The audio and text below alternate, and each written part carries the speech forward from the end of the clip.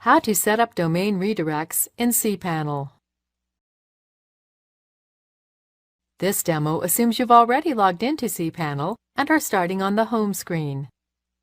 Now let's learn how to set up domain redirects. Click the Redirects icon. Choose whether you want this redirect to be temporary or permanent. Then enter the URL you want to redirect.